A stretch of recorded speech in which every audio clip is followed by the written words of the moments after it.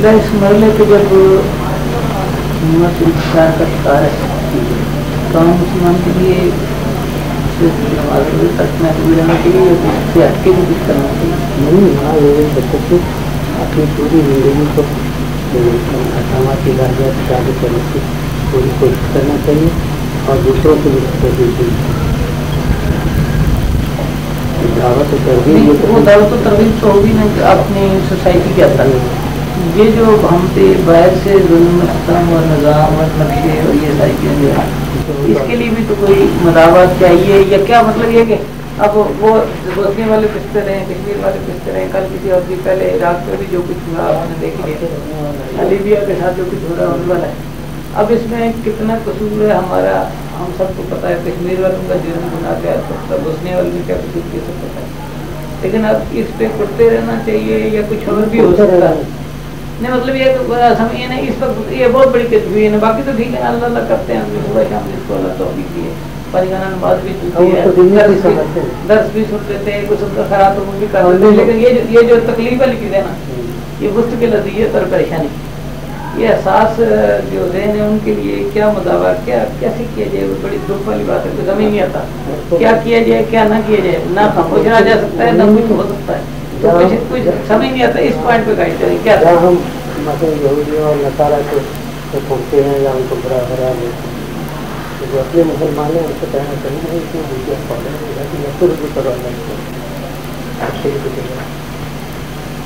हुकूमतें तो क्या करेंगी, जो दीनी नाम की जमातें हैं कहें, वो भी इस तरफ आने को गया, वो भी वही पैटरे कर ये अपना क्या हम आएंगे समझे करेंगे कैसे इस्लामी हो। और बाकी ये तो दिल इतना और ये तो ईमान की निशानी है तो भाई मिल्लत इस्लामिया है, तो जो तलब करना चाहिए जैसे तो वाहिद जैसे इंसान का, तो उंगली में भी अगर पिन प्रिक कर दिया पूरा वजूद उसको मुतासर होता है। तो अगर ये बात भी न रहे तो बिल्कुल ही जायज़ नहीं होगा। तकलीफ जो होती है खुद इस बात की दलील है कि अल्हम्दुलिल्लाह हमारे दुनिया भी ईमान या हुज़ूर सल्लल्लाहु अलैहि वसल्लम की मिल्लत से मोहब्बत है, खुदा का ये भी निकल उसको क्या और उसके लिए यही है कि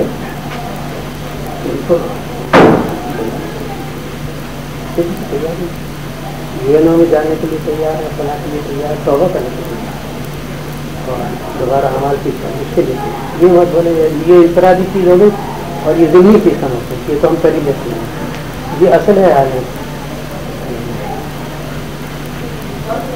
बनी इसराइल को अल्लाह ताला ने पता कर कहा था कि तुम अपना है पूरा करो, मत अपना है पूरा इबादत इताअत अहकामात की तामील करो, मैं नवाज़ूंगा। जब मैं नवाज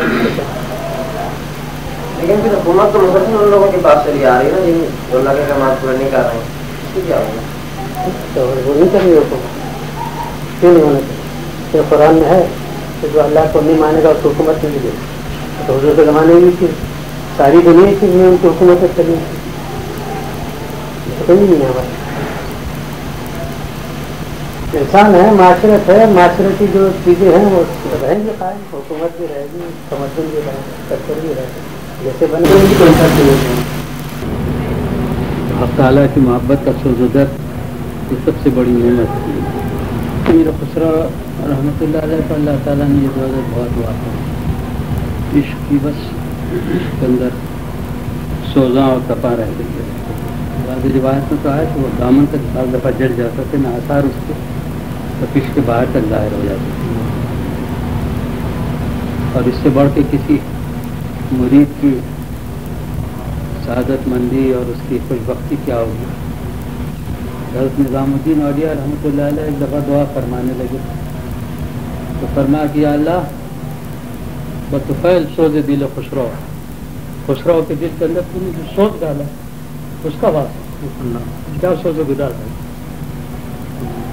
इसीलिए हज़रत निज़ामुद्दीन औलिया रहमतुल्लाह अलैह के बाद जी नहीं सके, थोड़े दिन के अंदर से तड़पते रहे निकलते रहे। आफ्ताब बेताबाना जब मज़ार पे हाजिर हुए फरमाया आफ्ताब दर रेर ज़मीन और खुसरो दर ज़मीन। आफ्ताब तो ज़मीन के अंदर चला गया और मैं ज़मीन से करवा दी। कैसे रहते? ये चिश्तिया की आग है जो इंसान को के रजाइल को भी जला देती है और पनाह कामिल बख्शती है। यहाँ भरूर और ये और किरदार ज़ात हक़ की अज़मत, उसकी किबरियाई और उसके साथ उस शहीद को मोहब्बत इस कदर गालिब आ जाती है। अल्लाह ताला हमको ये दौलत अता फरमाए।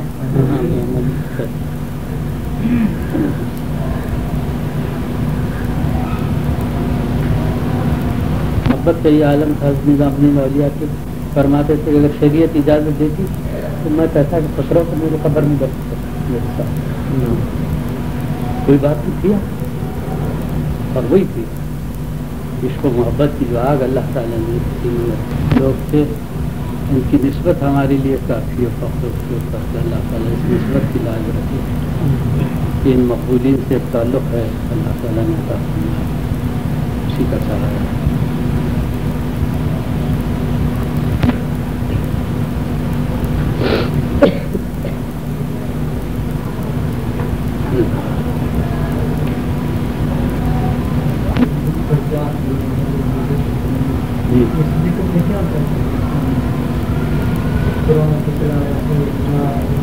सब ये सारी चीज़ें जिक्र में शामिल हैं। इसके अलावा ये जो जिक्र जी हाँ अल्लाह अल्लाह अल्लाह अल्लाह जिक्र सब जिक्र के दुरूद शरीफ में जिक्र की एक आला फर्द है। दुरूद शरीफ भी जिक्र में शामिल है। इसकी वजह यह है साहिब रूहुल मानी ने लिखा है। रूहुल मानी की तफसीर की बड़ी किताब तो उन्होंने कहा कि दुरूद शरीफ जब हम पढ़ते हैं बजाय हमारी तवज्जो सिर्फ हुजूर सल्लल्लाहु अलैहि वसल्लम की तरफ होती है। हालांकि इसमें यह अल्लाहुम्मा सल्ली अला मुहम्मद ऐ अल्लाह तू रहमत नाजिल फरमा हमारी तरफ। क्योंकि ये आयत पाक जब नाजिल हुई या अय्युहल्लज़ीना आमनू सल्लु अलैहि वसल्लिमू तस्लीमा तो सहाबा ने पूछा कि या रसूलल्लाह सलात तो हमको मालूम है ये सलाम क्या है सलात तहियात में पढ़ा तो उसके जवाब में हुजूर ने ये दुरूद शरीफ बताया था। दुरूद इब्राहिम जिसको कहते हैं अल्लाहुम्मा सल्ली अला मुहम्मद व अला आलि मुहम्मद कमा सल्लैता अला इब्राहिम व अला आलि इब्राहिम इन्नका हमीदुम मजीद अल्लाहुम्मा बारिक अला मुहम्मद व अला आलि मुहम्मद कमा बारकता अला इब्राहिम व अला आलि इब्राहिम इन्नका हमीदुम मजीद। तो ये दुरूद इसमें खिताब तो हमारा हक़ ताला की तरफ। तो दुरूद अगर मोहब्बत के साथ पढ़े और इस तसव्वुर के साथ कि ज़ात बारी ताला की बारगाह में हम ये अर्ज़ कर रहे हैं और हुजूर पाक सल्लल्लाहु अलैहि वसल्लम की तरफ हमारा इशारा है कि या अल्लाह ये जो हमारे आका हैं इनके ऊपर आप रहमत नाज़िल फरमाई हमारी तरफ से। इस वजह से कि जब आप अपनी रहमत नाज़िल इन्नल्लाह व मलाइकतहु युसल्लून अलन नबी अल्लाह और उसके फरिश्ते अपने नबी के ऊपर सलात भेजते हैं। सलात के माने अरबी में एक एक लफ्ज़ के कई माना आते हैं तो महल इस्तेमाल के एतबार से उसके माना मुतय्यन होते हैं। सलात के माने दुआ कीजिए, सलात के माने नमाज कीजिए, सलात के माने रहमत कीजिए। तो अल्लाह ताला हुजूर पे सलात भेजते हैं उसके माने कि रहमतें नाजिल करना उसके फरिश्ते रहमतें लेके उतरते हैं। हमसे अल्लाह ताला ने फरमाया कि तुम भी सलात भेजो। हम हुजूर अकरम सल्लल्लाहु अलैहि वसल्लम की शान क्या भेजें? हुजूर की शान तो हम समझ ही नहीं सकते। हुजूर के जो कमालात हैं और हुजूर का जो मकाम है उसका अहाता हमारा जहन नहीं कर सकता और जब नहीं कर सकता तो उनके शान हदिया क्या पेश करें? जो पेश करेंगे वो परेशान होगी उनके शान में।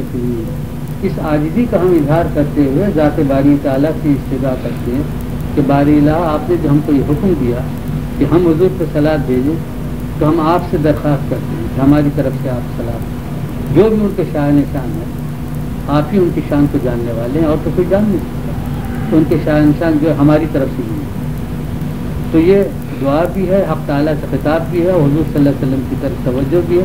तो दुरूद शरीफ पढ़ते हुए दो तरफ तवज्जो रहनी चाहिए कि हक़ ताला से हम अर्ज़ कर रहे हैं और हुजूर सल्लल्लाहु अलैहि वसल्लम के लिए अर्ज़ कर रहे हैं। तो इस तरह से अगर दुरूद पढ़ा जाए तो उसकी तासीर हासिल होती है उसके असरात महसूस होते हैं। हम तो बस एक तोते मैंने की तरह पढ़ते हैं न कोई तसव्वुर है न कोई तसव्वुर का ही बड़ा असर होता है इससे कायम होता है। ये मुराक़बात जो हैं ये भी तसव्वुर है कि अल्लाह मेरे करीब है मेरे दिल के करीब है मेरे दिल में है उसका नूर मेरे दिल में आया। हमारे हज़रत वाला रहमतुल्लाह अलैह शेर है ہے ان کا تصور بھی اس درد سراپا نور گویا کہ قرینے دل ایک شمع فروزاں. تصور جب مجھ تک قائم ہو جاتا ہے ایسا معلوم ہوتا ہے کہ نور کی ایک شمع جل رہی ہے قلب کے لیے.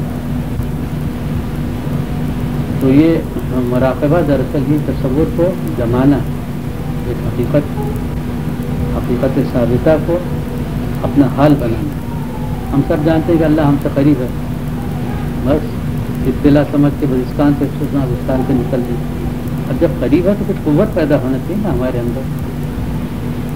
امام غزالی رحمۃ اللہ علیہ نے فرمایا کہ ارے ایک بچہ جب اس کا باپ اس کے ساتھ رہتا ہے اس کی انگلی پکڑتا ہے اور وہ چلتا ہے راہ میں، تو نہ اس کو کتے کا نہ کسی درندے کا خوف ہوتا ہے نہ اپنے دشمن کا خوف ہوتا ہے. وہ یہ کہتا ہے کہ میرا باپ جب ساتھ ہے موجود تو مجھے کہتا ہے میری طرف سے وہ لڑے گا، میری حفاظت وہ کرے گا. اور تمہارے حق تعالیٰ کا تعلق حق تعالیٰ کو تم سمجھتے ہو کہ ہمارے ساتھ موجود ہے اور ہر چیز سے خوف کھاتے ہو، ہر چیز سے ڈرتے ہو، تو معلوم ہے کہ توحید ناقص ہے. اگر توحید صحیح ہوتی اور حق تعالیٰ کا تصور صحیح قائم ہوتا، ان کی معیت کا احساس ہوتا، تو پھر انسان کائنات کسی چیز سے گھبرا نہیں، غیر اللہ سے وہ ڈر ہی نہیں، بلکہ سب فرنس کا عبداللہ مولانا روم رحمۃ اللہ علیہ فرماتے کہ اللہ کا جو ایک نیک بندہ ہے، ایک ولی اللہ جو ہے، اس کو تم کیا سمجھتے ہو؟ 100 قرنوں کے اوپر وہ بھاری ہوتا ہے، اس کا وزن اتنا. تو وہ جب بھی ہوتا ہے جبکہ حق تعالیٰ کی معیت، حق تعالیٰ کا قرب، حق تعالیٰ کی نگرانی، یہ سب چیزیں ہمارا حال بن جائیں تو وہ دیکھتے ہیں. میرے ایک محترم بزرگ تھے، عالم بھی تھے، بہت صاحب حال اور توحید کے اندر. تو جس وقت حیدرآباد کی ریاست کا سقوط ہوا ہے وہ مدراس گئے اور مدراس سے آ رہے تھے. جب سرحد پہ پہنچے تو ہندو فوجی تھی، ایک سکے ان کو 1 لاکھ ماری ہوگی. اب یہ ہنسنے لگے اور اس نے کہا کہ کیا ہے گٹی میں، یہ نکال دے پھینک دے، اور یہ ہنسے جا رہے ہیں. تو ان لوگوں نے کہا کہ پاگل ہے تو چھوڑ، سنا دیں کو چھوڑ دیں. تو خود ہی آ کے سنا دیں. تو میں نے کہا کہ حضرت کیا آقا کا تو ہنس رہا تھا، نہ آپ کو یہ خیال آیا کہ میری ہتک کی یا نہ چوٹ کا خیال آیا. میں یہ سوچ رہا تھا کہ ضرب الحبیب ذویق ہوں. عربی میں ایک قول ہے کہ محبوب کی مار جو ہے منقع سے زیادہ میٹھی ہوتی ہے. تو میں یہ سوچا کہ مارنے والا کون، کس کی بساط ہے کوئی کسی کو مارے، سب اس کی طرف سے. اور جب اس کی طرف سے ہے تو اس کے اندر لذت آ رہی. صاحب حال جو ہوتا ہے اس کی یہ معاملہ. تو توحید کا ایک حال وہ پیدا کرنا مقصود ہے، اور اسی کے لیے مراقبات ہے اور غور کرنا ہے. مراقبہ ذرا مشکل کام ہے، دیر تک بیٹھنا پڑتا ہے، تصور کو جمانا پڑتا ہے، مگر اس سے پھر ایک بات پیدا ہو جاتی ہے. ذکر کی کثرت اور اس کے ساتھ مراقبہ. ذکر جب ختم کیا جائے تو فوراً چھوڑیں گے، بلکہ پھر مراقب ہو کے بیٹھ جائیں کہ اللہ کا نام اور اس کی تاثیر میرے اندر شرائط کر رہی ہے، اس تصور. تو پھر وہ ذکر شرائط کرتا ہے، جتنا ذکر شرائط کرے گا تو توحید کامل ہے اور اس کے منافع بھی حاصل.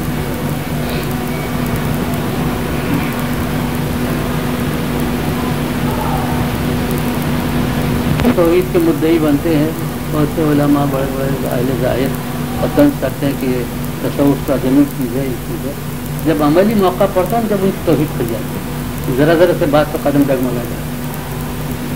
اور ایک جو واقعی معنی میں صوفی ہوگا، موحد ہوگا، اس کے اندر جو کیفیت ہوتی ہے وہ دوسری. ہمارے حیدرآباد دکن کا واقعہ ہے کہ یہ موجودہ نظام سے جو باپ تھے محبوب علی، ان کے زمانے میں شیعیت کا کچھ زور ہو گیا اور کچھ خرافات زیادہ بڑھ گئی. تو وہ نقشبندیہ سلسلے کے بزرگ تھے، ان کو غصہ آیا اور وہ مسجد میں آ کے بیٹھ گئے کہ میں اس کے خلاف جہاد کر رہا ہوں، جس کو ساتھ دینا ہوتی ہے ورنہ مجھے ضرورت ہے. یہ کہ کسی نے خبر وہاں تک پہنچا نہیں نظام کا. اس نے کہا کہ حضرت سے کہنا کہ خاموش ہو جاؤں، سب بند کرا دیں. بتائیے حیبت کہاں سے آ رہی؟ ایک فرق کے نہیں، یہی خطہ ان کا ملا جیون کا ہوا تھا. اکبر کے ہے کہ جو علماء سو تھے اس کی ہاں میں ہاں ملانے لگ گئے، मुल्ला जीवन उस ज़माने में बहुत बड़े आलिम थे। अकबर चाहता था कि अगर ये भी मेरी तारीफ में हो जाए तो काम कुछ बने। उनसे कहलवाया, उन्होंने इनकार कर दिया। अकबर ने अपने 1-2 फौजी भेजे तो मैं यूँ कर दूंगा और यूँ कर दूंगा। उनको गुस्सा आया, वो लोटा उठाया, लोटा उठा के वज़ू के लिए बैठ गया। उनका उससे कहना कि अपनी सिपाह लेके आ जाए, मैं अपने हथियार पर लैस हो रहा हूँ। हदीस शरीफ में आता है कि वज़ू मोमिन का हथियार है। मेरे सरकार ने फरमाया कि हथियार, मैं अपने हथियार से लेस होता हूँ, वो अपना हथियार लेके आ जाए। वो कासिदों ने जाके जब ये खबर पहुँचाई, इससे उसके दिल पे ऐसी हैबत बैठी थी उसका नाम ही छोड़। ये सब तौहीद कामिल के असरा, हैबत भी उसके अंदर, रोब भी है, और खाली खुली बात नहीं था।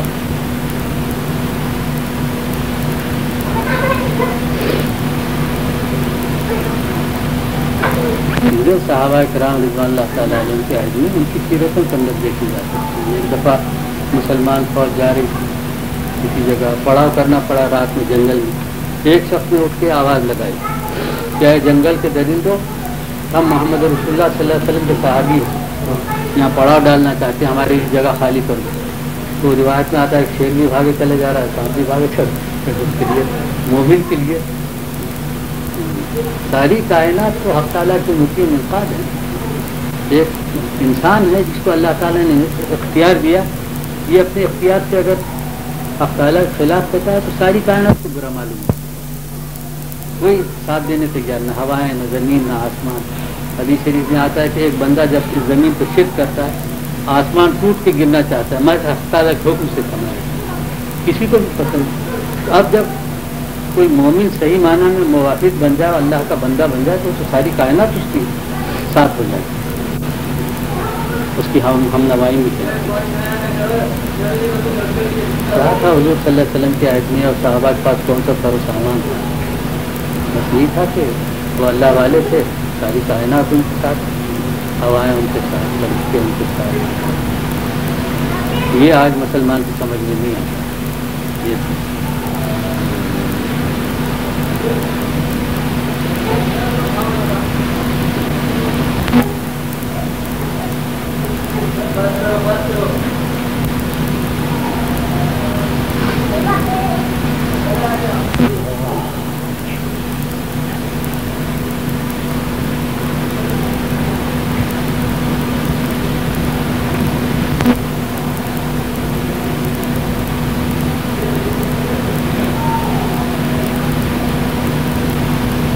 जब दर्जे हाल में आ गया तो वो अपना इल्म है, और जब तक इल्म अपने दर्जे हाल में नहीं आया तो मालूमात है, तो इल्म नहीं है, तो मालूम है। तो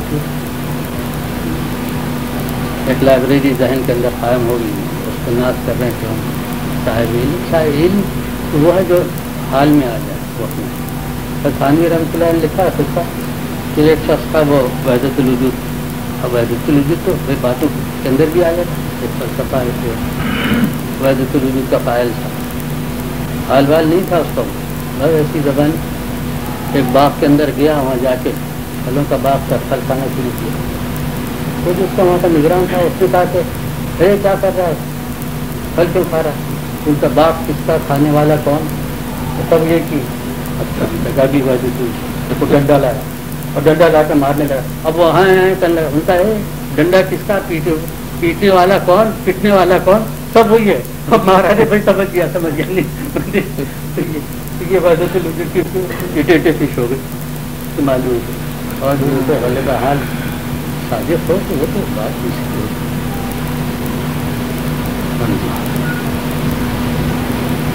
हम किताबें पढ़ के और इन मसाइल को तसव्वुर शुरू और ये समझते हैं कि इतना इल्म हमको हासिल नहीं, इल्म हासिल नहीं हुआ। सहाबा किराम रिज़वानुल्लाह तआला अलैहिम मजमून फरमाते हैं, हमको सूरह बकरा के सीखने में 2-2 ढाई बरस लगे। क्या याद करने में हाफिज़ तो उनका ऐसा कभी थे कि एक दफ़ा पढ़ लिया हो गया, अरबी उसकी ज़बान। तो वहाँ तो ये था कि जो इल्म था उसको हाल में हाल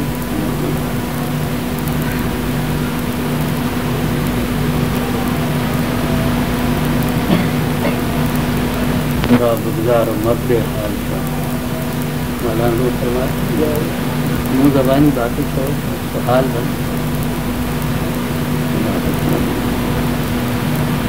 پیش مر دیتا مجھے پامال کے سامنے اپنے آپ کو بتا دے پھر وہ حال اعتراض کرا.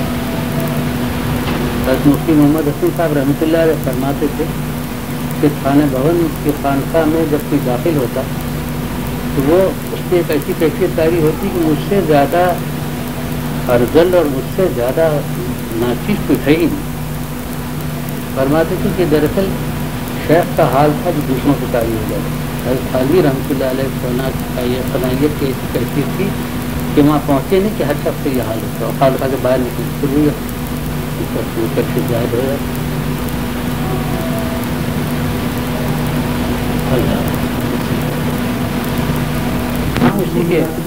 اسی کے اعتبار سے ہے. اور روزی کرتے وقت بھی اللہ کی آپ قائم رکھنا چاہیے. تو یہی نہیں ہے کہ تصویر لے کے بیٹھ جائیں اس کی. یہ تو تصویر لے کے جو ہم ذکر کرتے ہیں یہ ایسا ہے کہ جیسے پہلوان بننے کے لیے تو ورزش وقت مقررہ پہ کرتا ہے, اس سے انسان پہلوان بنتا ہے. باقی اس کو تو ہر دنگل کے اندر لڑنے کے لیے تیار بھی رہنا چاہیے. یہ ذکر جو ہے انسان کو اس قابل بناتا ہے کہ کام کاج کرتے ہوئے نوکری چاکری کرتے ہوئے وہ اللہ کی یاد سے حاصل نہیں ہوتا. کیونکہ صحابہ کرام رضوان اللہ تعالیٰ علیہ اجمعین کی جو تاریخ قرآن مجید میں آئی ہے وہ یہی ہے کہ رجال اللہ تلہیہم تجارۃ ولا بیع عن ذکر اللہ, کہ یہ وہ لوگ ہیں جن کو تجارت, زراعت, خرید فروخت اللہ کی یاد سے غافل نہیں کرتے. سب چیزیں کرتے رہتے ہیں اپنے ہاتھ سے, دل جو ہے وہ اللہ کے ساتھ لگا ہوا ہے. یہ مشق سے ہوتا ہے. اس مشق کے لیے یہ محدود ذکر ہے. اور پھر اس سے ہٹنے کے بعد ہمیشہ قلب کے اندر یہ تصور کہ میرا دل اللہ اللہ کر رہا ہے. جب ذرا کسی بات پہ انہماک ہوا پھر اپنی توجہ حق تعالیٰ کی طرف کرنا ہے. تو یہ ذکر قلبی ہے تو ہمیشہ ہی رہے گا. اس میں کوئی تنہائی کی ضرورت ہے نہ اس میں کوئی بار اور مشقت ہے, بس ایک توجہ کرے قائم رکھنے کی بات. ایک شخص نے حضرت مولانا تھانوی قدس اللہ سر العزیز سے پوچھا کہ یہ کیسے ہو سکتا ہے کہ ہم نماز میں کھڑے ہوں اور ادھر ادھر خیالات نہ آئیں. تو حضرت نے فرمایا کہ یہ ایسی ہو سکتا ہے جیسے بازاروں میں جاتے ہیں نماز کا خیال ہی نہیں آتا. اور جب وہ انہماک ہو سکتا ہے یہ بھی ہو سکتا ہے. صرف فرق یہ ہے کہ ہماری توجہ بازاروں میں زیادہ لگی ہوئی ہے, اس وجہ سے نماز میں کھڑے ہوتے ہیں بازار کا خیال آتا ہے, اور جب بازار میں ہوتے ہیں تو نماز کا کچھ بھی خیال نہیں آتا. اگر کسی کی توجہ ذات حق کی طرف اتنی زیادہ ہوگی تو نماز میں بھی اس کو پھر حق تعالیٰ کی حضوری اور حق تعالیٰ کی موجود ہونے کا اشتغال ہوگا, اس کی نمازیں بھی کامل ہوئی. یہ سب ذکر سے. ویسے صوفیہ نے انسان کی سانسیں گنی کہ اپنی جو ضروریات ہیں جیسے انسان کے حوائج ہیں, پیشاب پاخانہ ہے یا انسان کی نیند ہے, یہ جو ضروری غفلت کے اوقات ہیں ان کو چھوڑ کے جو انسان کی سانسیں گنی دیں تو وہ 24,000 مرتبہ وہ کہتے ہیں کم سے کم ذکر ہونا چاہیے ہر سانس سے اللہ کے لیے. 24,000 کم سے کم. اب آج کل ہمتیں ایسی ہیں اور جتنا بھی ہو جائے, اور اس سلسلے میں اصل شاید عدد نہیں ہے بلکہ کیفیت. یہ ایک بار اللہ کا نام صحیح طور پہ لینے کی توفیق میسر آ جائے تو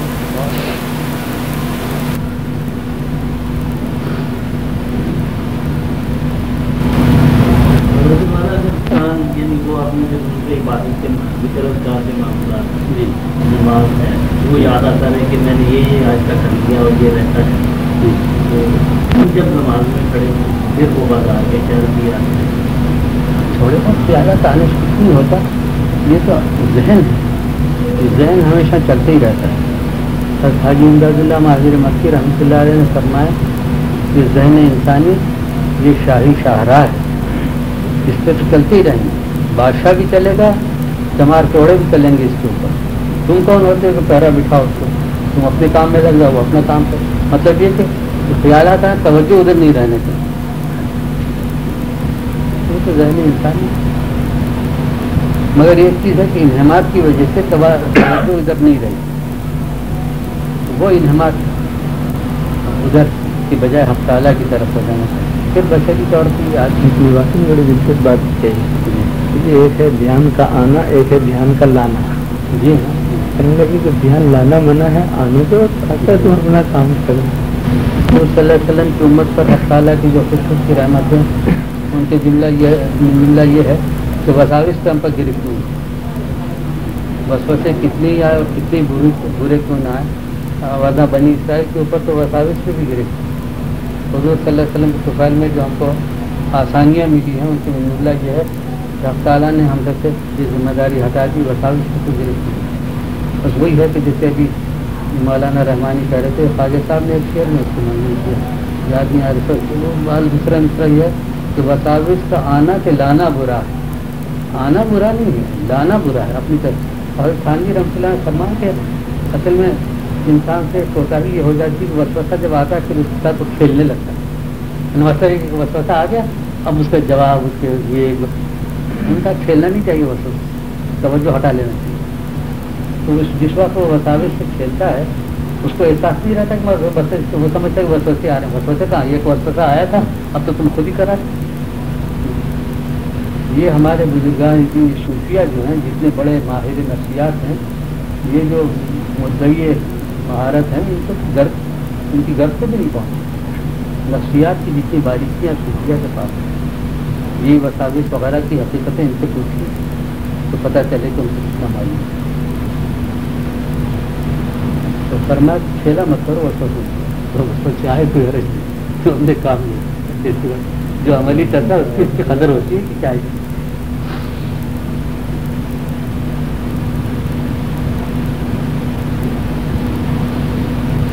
عبدالغیث صاحب مدنی رحمۃ اللہ علیہ ایک دفعہ فرمانے لگے، مریضوں کا حل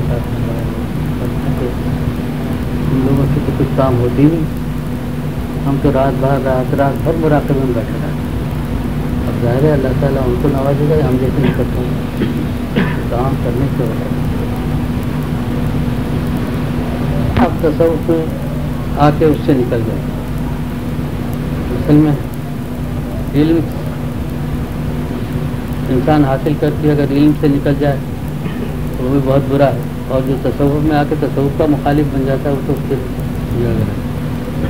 خیر اسے ایک دفعہ ملاقاتیں سے کرنے کا یہ کیا ہے، اب گرمی کا بیٹھے مراقبہ کرتے، صحابہ میں تھا یہ ایسا اس طرح بیٹھے تھے، ذرائع کی سب کا فائدہ بنا اور حضور نے خود اجازت دی ہے، ذرائع مختلف نہیں یہ مراقبہ وغیرہ کچھ نہیں۔ اچھا میں آپ سے ایک بات عرض کرتا ہوں، ایمان کی بات، رسول مقبول صلی اللہ علیہ وسلم جس وقت غار ثور میں تھے اور حضرت ابوبکر آپ کے ساتھ، جب حضرت ابوبکر کچھ آہٹ محسوس ہوئی کہ کافر آ رہے ہیں تو آپ گھبرا گئے، پریشان ہو گئے اور کیا کہ یا رسول اللہ دشمن آ گئے۔ حضور اکرم صلی اللہ علیہ وسلم نے فرمایا لا تحزن ان اللہ معنا، حضور نے فرمایا کہ ڈرو نہیں، اللہ ہمارے ساتھ ہے۔ میں نے کہا یہ میرا رشتہ ہے کہ آج مجھ جیسا ایک ناقص آدمی اس کا بھی یہ ایمان اور عقیدہ ہے کہ اللہ میرے ساتھ ہے، کیا وہ ابوبکر کا یہ ایمان نہیں تھا کہ اللہ میرے ساتھ ہے؟ اور اگر ابوبکر کا یہ ایمان تھا تو حضور اکرم صلی اللہ علیہ وسلم کا قول ابس ہوا، کیا حضور صلی اللہ علیہ وسلم کی قول ابس ہو سکتا کہ ایک چیز ہے موجود جانتے بوجھتے پھر اس کی تکرار کرتے ہیں؟ تھوڑی دیر خاموش سے جی آپ فرمائیے، میں نہیں آپ فرمائیے،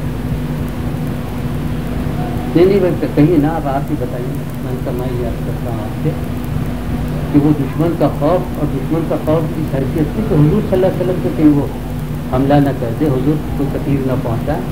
یہ جو حضرت ابوبکر کے اوپر خوف کا غلبہ ہوا، اس غلبے نے ایک عقیدہ جو کہ انسان کا خود موجود ہے اس کو ذہن سے ہٹا دیا، چھپا دیا۔ حضور صلی اللہ علیہ وسلم نے اس عقیدے کا استحضار کرا دیا کہ تم تو جانتی ہو کہ اللہ ہمارے ساتھ، تو خوف کی وجہ سے جو چیز ذہن سے کے اندر دب گئی تھی حضور نے پھر اس کو اجاگر کر کے حضرت ابوبکر دیا۔ تو معلوم ہوا کہ قرآن مجید میں جو باتیں ہیں اور اس پہ ہمارا ایقان بھی ہے، اس کے استحضار کی ضرورت ہے۔ اس استحضار کو پیدا کرنے کے لیے خلوت اختیار کرتے ہیں، گردن جھکا کے بیٹھتے ہیں، تصور باندھتے ہیں، اس کے خلاف شرک کا مراقبہ اسی کا نام ہے، ہاتھ لگانا، بیٹھنا، اس کے یہ تصور کرتے کہ اللہ میرے ساتھ، چپ ہو گیا، خاموش ہو گیا، اچھا خیر آپ چند دن میری صحبت میری مجلس میں آئیے، میں نے کہا اللہ نے مجھے آپ کی مسجد میں یاد رکھا ضرورت نہیں کھا کے دیا آپ نے وہ ایک صاحب گزی کی جگہ تھی زیادہ پڑھے لکھے بھی نہیں تھے اور کم سے بڑی بڑی چیزوں پہ اعتراض ہے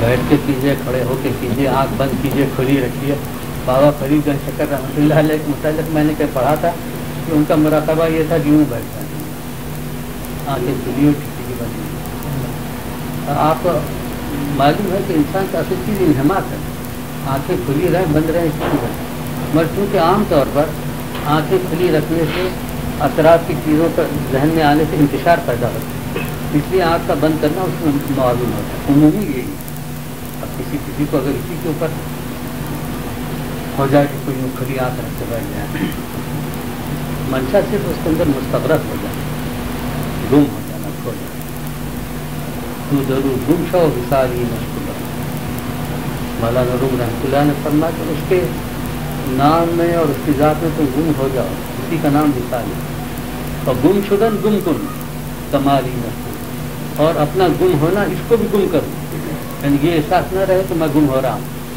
بالکل احساس ہی مل جائے یہ کمال کی بات ہے اس کو استعلام تناول کرنا چاہتے ہیں کہ انسان مٹ بھی جائے مٹنے کا احساس بھی باقی نہیں ہے یہ کمال کی بات ہے اور یہ سب باتیں تو ہماری زبان پہ ہے تو بزرگوں سے سنی ہے کتابوں کو حال جب ہو جاتا ہے تو بات ہو جاتی ہے مراقبے میں اس کی کوشش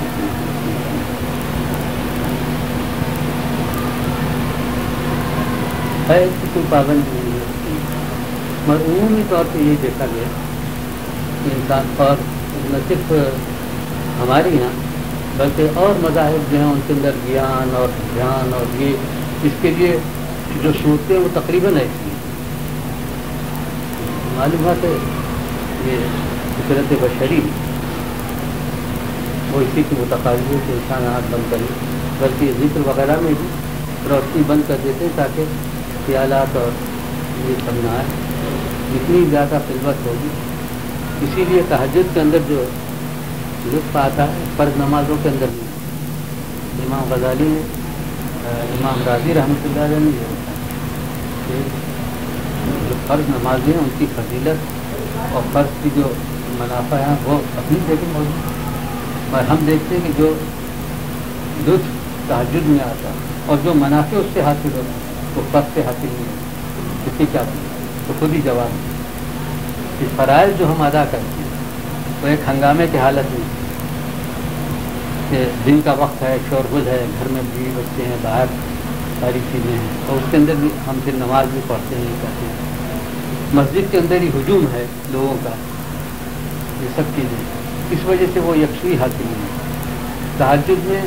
کیونکہ ساری فضا خاموش رہی اور پھر ہم گھر میں ایک تنہائی کے اندر اور ایک تاریکی کے اندر اس وقت وہ وساوس کا اور خیالات کا وہ ہجوم نہیں ہوتا یکسوئی زیادہ حاصل ہوتا ہے اور جب یکسوئی زیادہ حاصل ہوتی ہے تو حق تعالیٰ کی رحمتوں کا احساس اور ان کی عطا کا احساس بھی بڑھ جاتا ہے اس وجہ سے اس میں فائدہ زیادہ معلوم ہوتا ہے ورنہ فرق تو فرض کی فضیلت اپنی جاتی ہے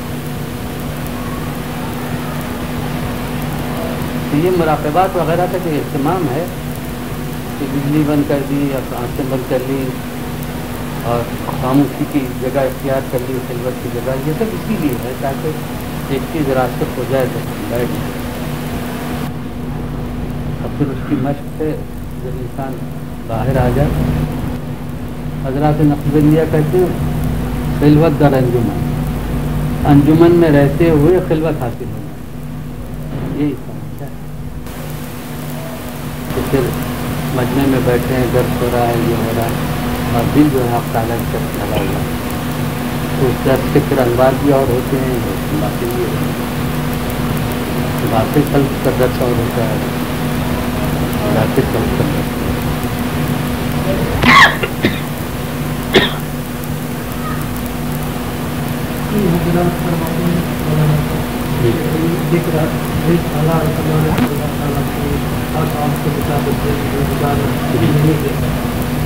یہ بھی ذکر کی ایک فرض ہے نا کیونکہ حق تعالیٰ کے احکامات کا خیال رکھنا یہ اللہ تعالیٰ کو یاد رکھنا ہی یہ صحیح ہے، مگر تنہا یہی ذکر نہیں۔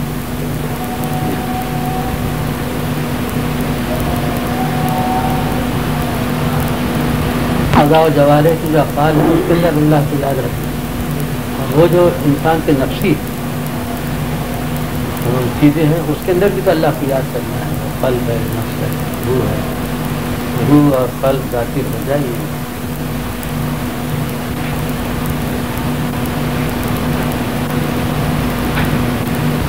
ذکر و فکر کا انفرادی اور اجتماعی طور پر ہونا ضروری ہے، اسی طرح امر و نہیں کا سلسلہ جو ہے اس کا اجتماعی یا انفرادی طریقہ یا قابل عمل ہونا اس کا کیا صورت ہو سکتی ہے، یہ ضروری ہے۔ بس وہ یہی ہے کہ اگر علماء ہیں تو وہ قرآن حدیث کے ساتھ اس کی عمر نہیں کرتے رہیں، عوام الناس ہیں تو جتنا صحیح علم کو حاصل ہے اس کے مطابق دوسروں کو روکتا ٹوکتا رہے، اور شفقت کے ساتھ، محبت کے ساتھ، بھائی یہ درست نہیں ہے، ایسا مت کریں۔ ہاتھ سے روکنے والی چیز کہاں تک قابل عمل ہو سکتی ہے؟ اگر وہ اختیار حاصل ہو تو ہاتھ سے روکیں، ورنہ نہیں۔ امام ابو حنیفہ رحمۃ اللہ علیہ یہ جو حدیث شریف میں آیا کہ جب تم کسی برائی کو دیکھو تو اس کو بدل دو، ہاتھ سے اس کو دو۔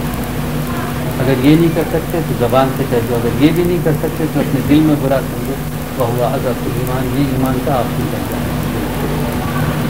حضرت امام ابو حنیفہ رحمۃ اللہ علیہ تو یہ فرماتے ہیں کہ جو ہاتھ سے بدلنے کا درجہ ہے یہ افراد کا کام نہیں ہے، بلکہ یہ حکومت وقت کا کام ہے، یا پھر اجتماعیت ایسی پیدا ہو جائے کہ جو وہ انقلاب لا سکے اس کی بات ہے۔ ورنہ کسی چور کو آپ نے دیکھ لیا اور آپ اس کا ہاتھ کاٹ دیا، یہ تو معاشرے کے اندر ایک انتشار پیدا ہو جائے گا، انارکی، اس کا تو قانون کافی نہیں ہے۔ ہاتھ کاٹنا یہ حکومت کا کام ہے، دانی کو جرے لگانا حکومت کا کام، میرا آپ کا کام نہیں، معلوم بھی ہو مجھے کہ فلاں فلاں شخص اس کا مرتکب ہو اور مجھے اختیار نہیں، ہاں اس کو ٹوکنا، اس کو سمجھانا، بتانا، یہ میرا اختیار ہے۔ یہ بات تو زیادہ دل پہ لگتی ہے کہ یہ کام اصل میں افراد کا نہیں ہے بلکہ حکومت کا کام ہے، یا ایسے مناسب معاشرے کا کہ جو ان چیزوں کو بدل سکے۔ تحریک کی صورت، ہاں تحریک کے تو اب معنی بھی دوسرے ہو گئے، تحریک کا تو بہت